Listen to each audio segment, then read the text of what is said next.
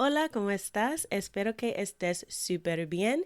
This is Tamara Marie, host of the Learn Spanish con Salsa podcast. Now, before we jump into this episode, I wanted to let you know about a special opportunity that you're definitely going to want to take advantage of, especially if your goal is to become fluent in Spanish. For a limited time only, my team is opening the doors to listeners of the podcast to take advantage of a free language coaching session. Now, in this session, it's not just we're teaching you about verbs or grammar, but we're really going to do a deep dive into what are your goals for learning Spanish, assess where you are on your journey to fluency at the moment, and help you map out a 90-day plan for how you can get to fluency. So we are going to help you take your Spanish to the next level, whether you're afraid of speaking Spanish or you just get a little bit nervous when you're talking to native speakers, or maybe you've got some of the basics down, but you really know that you struggle with getting your Spanish to flow and your listening skills aren't up to par. Whatever it is, even if it is a specific grammar issue, we will help you map out how to tackle that. And normally these sessions do cost, so we are offering a few slots for free. There are limited spaces available and they'll only be open up through the end of the month. So make sure you sign up. Go to SpanishConSalsa.com/coach. That's SpanishConSalsa.com/coach to book your free language coaching session where we will help you map out a 90-day plan to get to Spanish fluency. Okay, let's get started with the episode.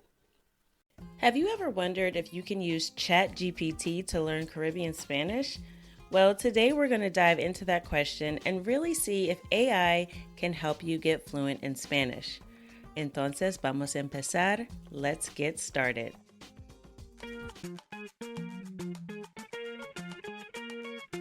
Bienvenidos! Welcome to the Learn Spanish con Salsa podcast, the show for Spanish learners that love music, travel, and culture. Close your grammar textbooks, shut down the language apps, and open your ears to how Spanish is spoken in the real world. Let us show you how to go from beginner to bilingual. Here is your host, certified language coach, Tamara Marie. Hola, bienvenidos al episodio 175. Welcome to episode 175 of the Learn Spanish con Salsa podcast. Now, when it comes to learning a new language, technology has really opened up new doors and created a lot of opportunities. So unless you've been living under a rock, I'm sure you've heard about Chat GPT. And it's actually a language model developed by OpenAI.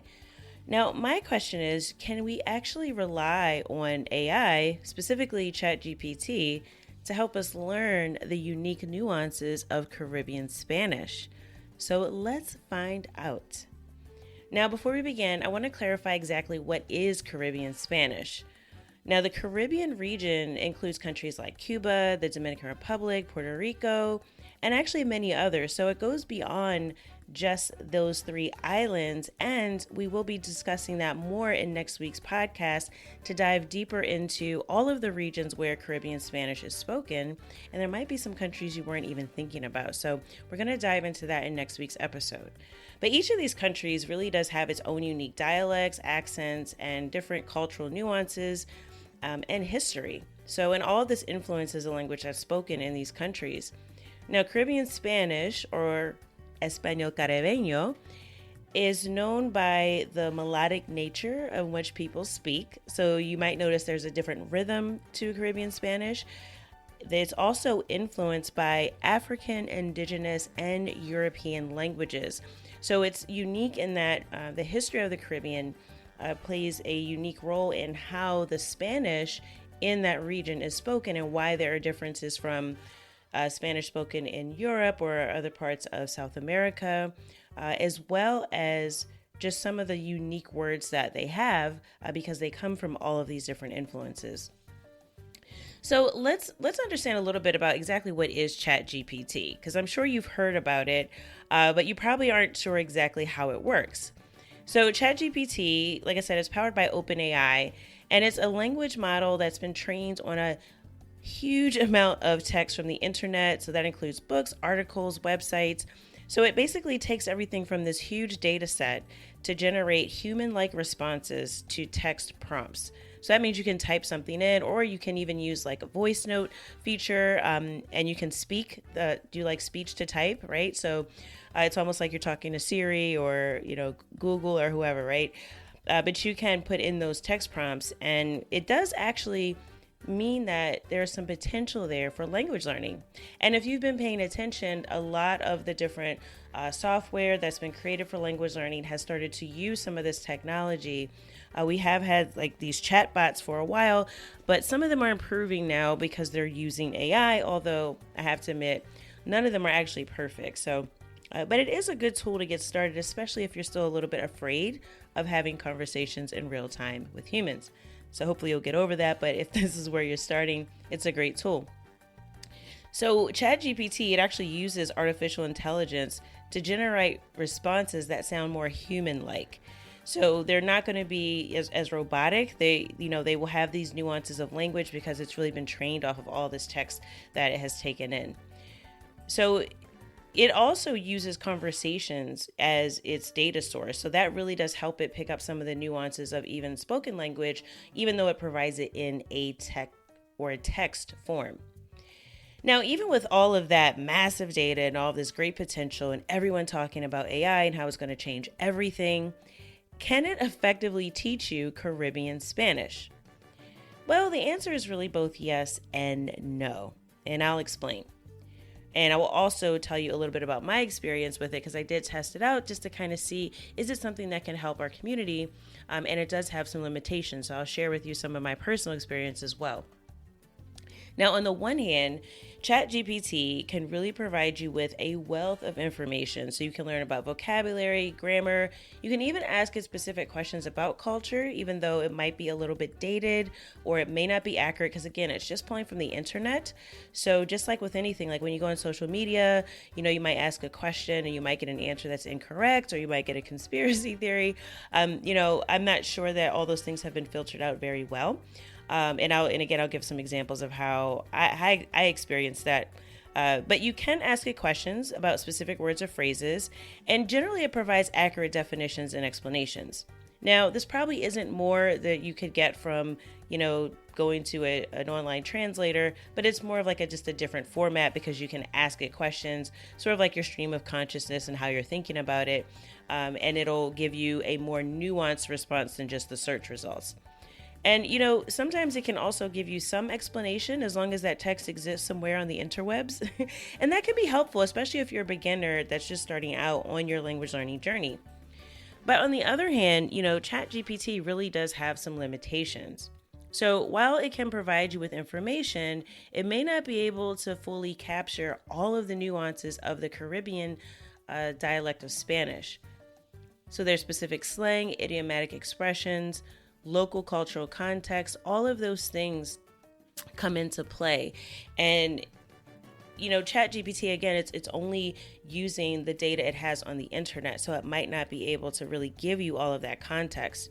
And also, language is living and evolving, and it's deeply connected to the people who speak the language. So that's why immersion and interaction with native speakers are really essential if you want to grasp Caribbean Spanish and the Spanish language in general. Even if you're not interested in Caribbean Spanish, if you're learning Spanish from another country in Latin America, or you're learning Spanish from Spain, all of these places have their own culture. And on the ground, the language is changing each and every day. So Chat GPT is going to be a little bit dated for some of the things that are just new coming up in the language. Now, I actually did ask Chat GPT a few questions just to see if it could help. And it actually is really good in providing some basic definitions. So you can even ask it to generate some grammar exercises for you. Like you can say, hey, Chat GPT, I want to learn el subjuntivo, for example. Can you give me 10 exercises with the subjunctive and the English translation, right? And it'll give you 10 questions. It'll basically generate a little quiz for you. And then you can answer each question. You go number 1 and you can put your guess. And then it'll tell you if you're right or wrong and give you an explanation. It'll go, oh, actually, that's not the right one. This is the correct answer and this is why. So that can be helpful if you're studying something very specific, or you just want to practice your grammar and you want to do it in a little bit more of an interactive way than just kind of using flashcards or going through a course. Now, when it comes to learning a specific type of Spanish, like Caribbean Spanish, it's important to note that Chat GPT is actually trained on general Spanish language data. So this includes different dialects and variations, but again, it's more of that quote unquote standard Spanish, which again, it's not really a Spanish that exists because everyone is from somewhere. However, there are some universal words and phrases in the Spanish language that people tend to default to regardless of where they're from, or that they'll understand regardless of where they're from. So, for example, because there's a lot of media from Mexico or a lot of TV shows, telenovelas, things like that that are produced from Mexico, many Spanish speakers are familiar with Mexican Spanish, even if it's not their sort of native dialect. So things like that, you might find that you get more generic answers to questions unless you ask it something very specific, and even then it might not have the answer. So while it can provide you with a foundation of the language, it might not capture all of the intricacies of Spanish spoken in the Caribbean. Now, that being said, it can still be a valuable resource if you're learning Caribbean Spanish. You can learn the fundamentals of Spanish, you can build your vocabulary, and like I mentioned, you can even create your own grammar exercises. But it really is important to get that unique flavor of Caribbean Spanish. You have to use authentic resources from the region. And I always say to look for content that was made by Spanish speakers for Spanish speakers, not for Spanish learners. That really does help you get a more authentic view of how the language is spoken so that you can begin to pick up on some of those nuances. Now, we'll say one way that Chat GPT was accurate, and I wasn't expecting, and I actually posted this on our Instagram story. I asked Chat GPT, how do you say orange, the fruit, not the color, how do you say orange in Puerto Rico? And it actually gave the response that orange is translated as naranja, which is the standard Spanish, or china, which is very, very specific to Puerto Rico. And it even explained, it said you could use both and you'll be understood, but china is sort of the Puerto Rican way of saying orange. So I thought that was fascinating. So for something very specific like that, it did give me a correct answer.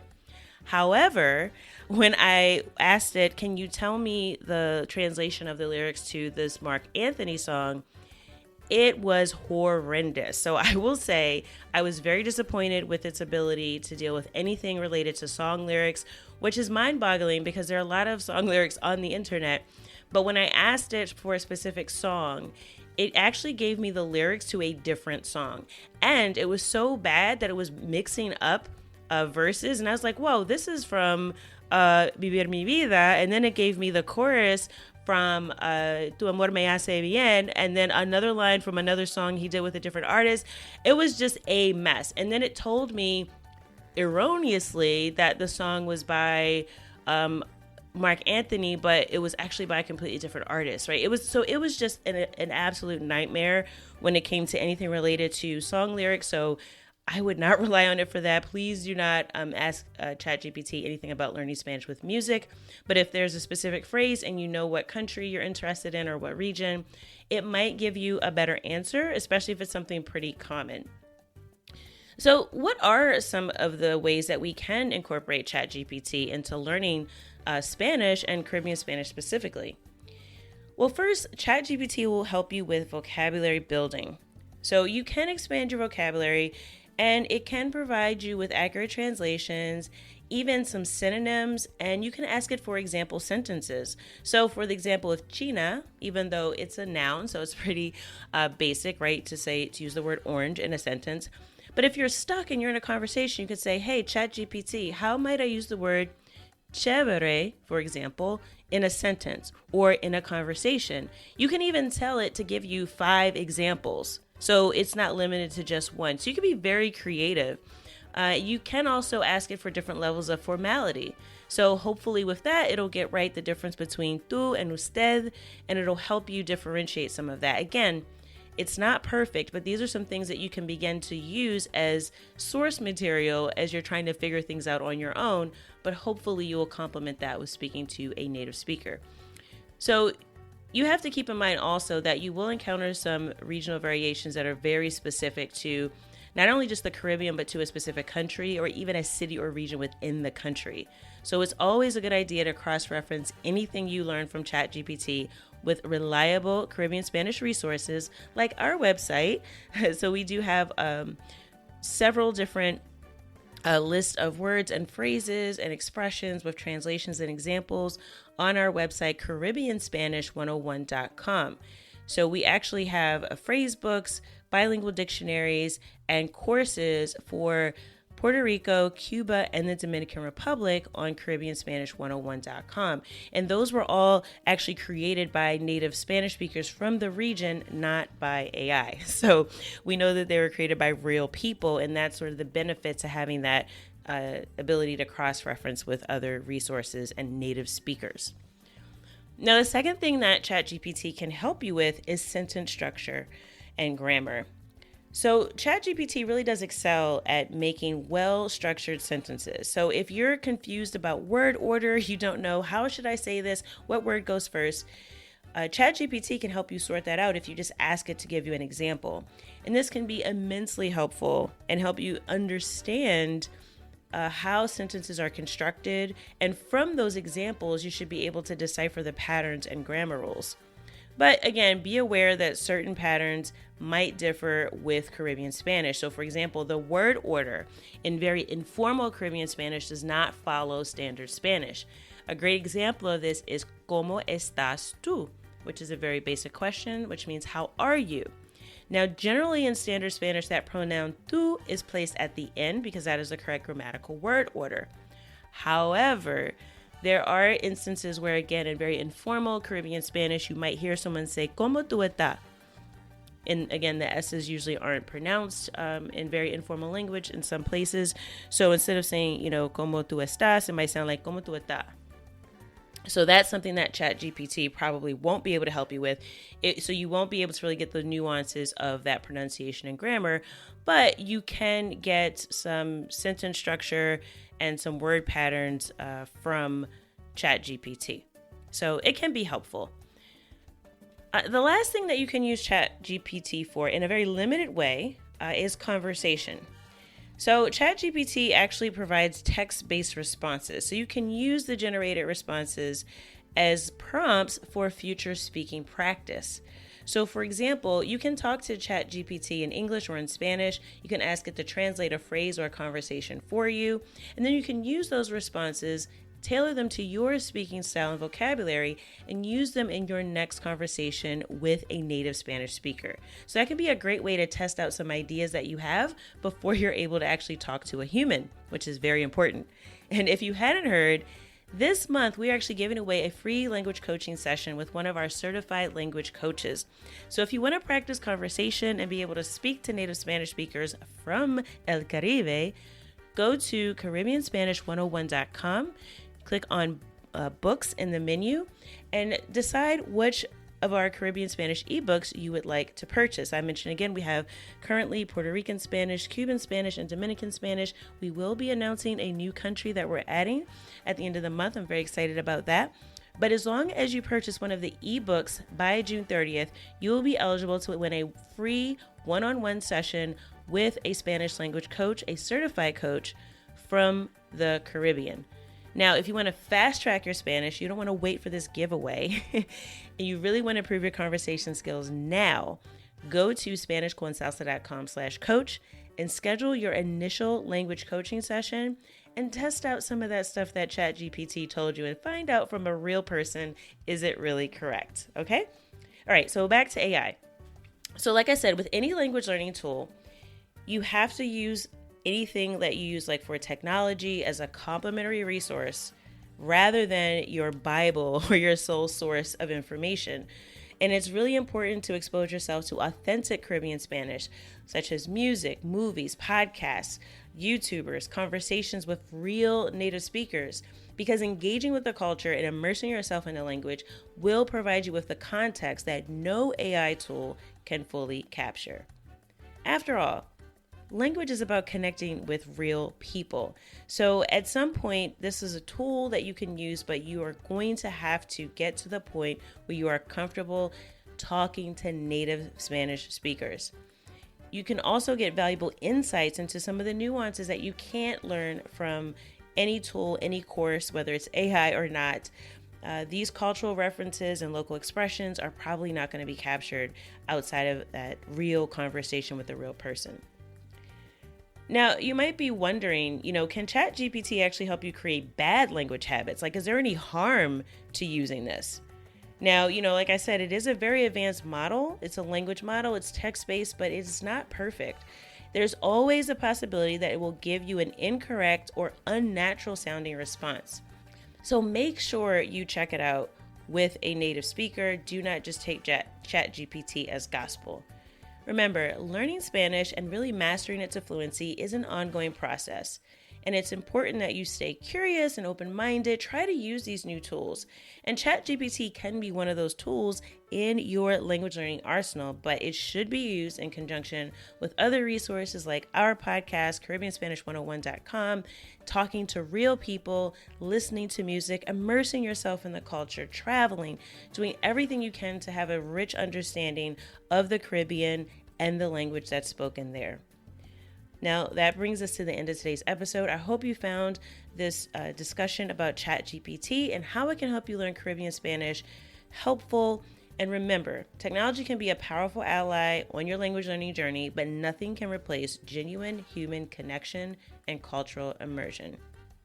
As always, I hope something you heard in this episode of the podcast has helped you go one step closer from Spanish beginner to bilingual. Hasta la próxima.